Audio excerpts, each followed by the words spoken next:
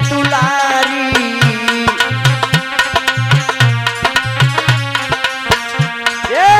कहाँ गई मेरी सिया दुलारी।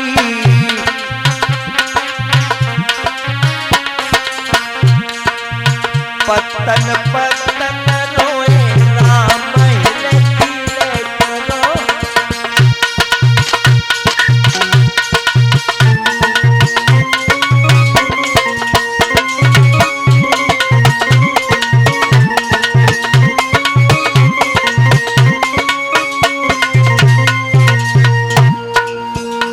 अरे सीता चोरी बन घर में चुराई रावण ने, राम हिले हिले रोए।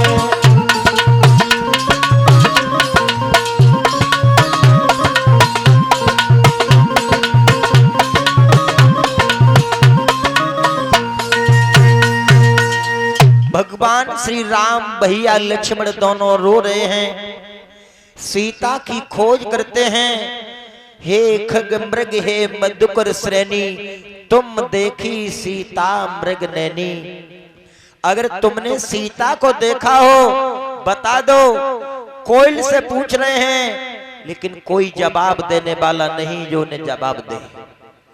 अंत में भगवान श्री राम वहीं पहुंचे हैं जहां पर जटायु बेहोश अवस्था में पड़ा है। हाय राम करते हुए जटायु महाराज के पास हमारे प्रभु राम लक्ष्मण दोनों भैया पहुंच गए हैं। जैसे जटायु महाराज को देखा तो जटायु महाराज ने आज उसको गोद में ले लिया। जटायु के ऊपर अपना हाथ फराया है। उसी समय जटायु ने अपना सर एक ओरी को ढुनका दिया। राम समझ गए ये शरीर छोड़ रहा है। राम कहने लगे हे जटायु हमसे कुछ कहो। जटायु कहने लगा प्रभु राम हम क्या करें, हमने सीता की ओर रक्षा करने के लिए अपनी जान की बाजू लगा दी लेकिन रावण ने मेरे पंखों को काट दिया। राम कहने लगे हे जटायु तुम जा रहे हो लेकिन जाकर के हमारे पिता दशरथ से ये मत कहना अगर हम साक्षात राम हैं तो रावण का एक एक कड़े के पुत्र बताएगा जाकर के। ये हाल हो रहा है। आज जटायु ने भगवान श्री राम की गोदी में अपने प्राणों को छोड़ दिया। जटायु ने उसका अंतिम संस्कार किया है। भगवान श्री राम उस जटायु के लिए बहुत रोए हैं। मनुष्य भी नहीं भगवान के लिए भज पाता जिस जटायु ने भगवान श्री राम की सीता के लिए अपने प्राणों की बाजू लगा दी। आगे बढ़े हैं राम लक्ष्मण। हनुमान जी के द्वारा सुग्रीव से मित्रता होती है। सुग्रीव बहुत भयभीत था। यहाँ पर मेरा भैया बाली हमारा काल है। हनुमान जी दोनों को ले गए हैं, मुलाकात करवाई है। सुग्रीव ने पूछा प्रभु कहां से हो। राम कहने लगे हैं हे सुग्रीव हमारी पत्नी सीता का हरण लंका का रावण कर ले गया है। सुग्रीव ने अपनी भी कहानी बताई है कि हमारी पत्नी रूमा हमारा भैया बाली चुरा ले गया। राम कहने लगे हैं सुग्रीव धैर्य धरो, जो मेरा हाल है वही तुम्हारा हाल है। हम तुम्हारा संकट पहले दूर करेंगे। तो भगवान श्री राम ने सुग्रीव से कहा सुग्रीव चिंता मत करो, ये वर्षा ऋतु बीत जाने से हम तुम्हारे कष्ट को अवश्य दूर करेंगे। सुग्रीव कहने लगा है हे प्रभु हमें विश्वास नहीं होता है कि हमारे भैया बाली को आप मार देंगे। राम कहने लगे हैं हमारा अवतार हुआ है राक्षसों का दहन करने के लिए।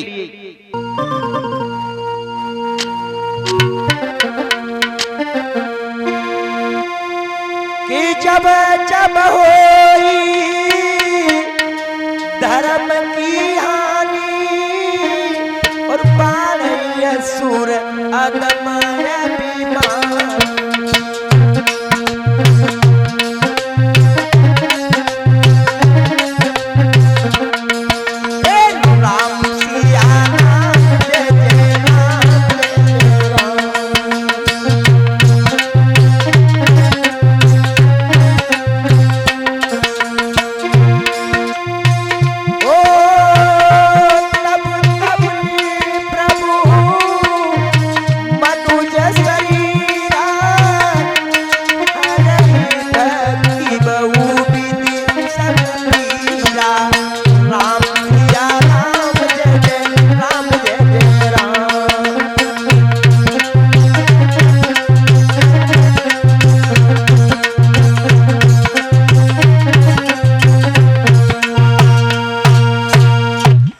जब जब पृथ्वी पर अत्याचार होता है तब अवतार लेते हैं।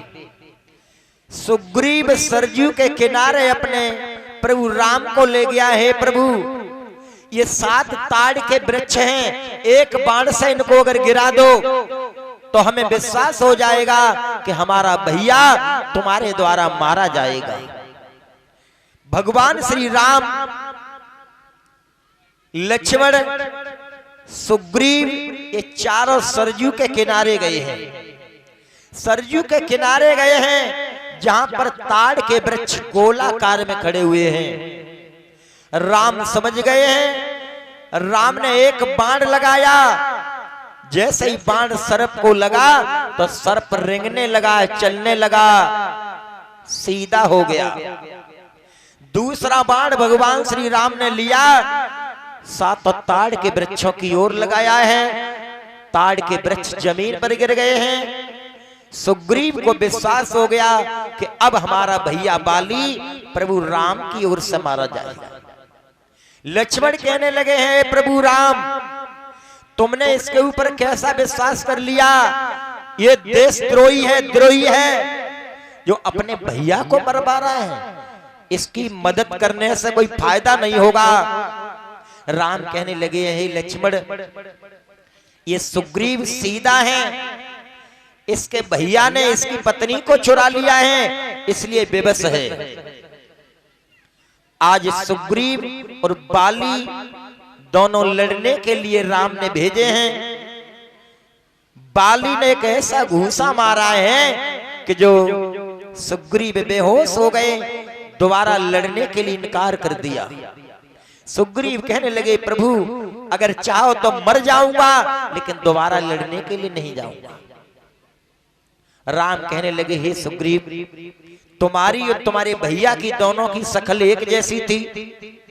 अगर हम बाण मारते आपके लग जाता, हमें कोई पहचान नहीं थी। उसी समय भगवान श्री राम ने एक माला दी है और गले में डाल करके लड़ने के लिए भेज दिया। जाओ। उसी समय बाली की पत्नी तारा अपने पति का हाथ पकड़ के समझाने लगी है, हे स्वामी ये वही है सुग्रीव जो तुमसे कई बार हार गया।